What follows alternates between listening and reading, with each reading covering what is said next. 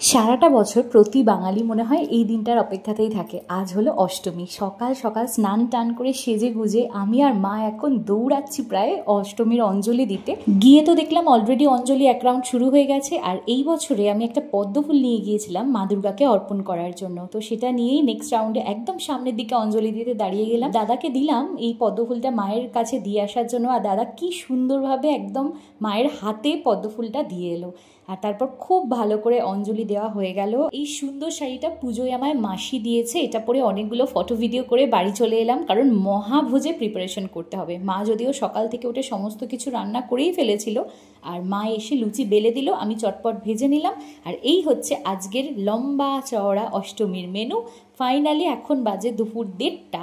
সবার খাওয়া হয়ে যাওয়ার পর আমি আর মা এখন একটু লুচি খেয়ে নিলাম। আর তারপরেই তো মন খারাপ করে পুরো ঝমঝম করে বৃষ্টি এসে গেল। সন্ধেবেলা আজকে ছিল আমার পাড়ায় আমার গানের প্রোগ্রাম। সেটা তো দুর্দান্তভাবে হয়েছে, সবাই প্রচণ্ড প্রশংসা করেছে। আর লাস্টে তো সবাই মিলে নাচানাচি করে অষ্টমীর দিনটা সুন্দরভাবে শেষ করলাম।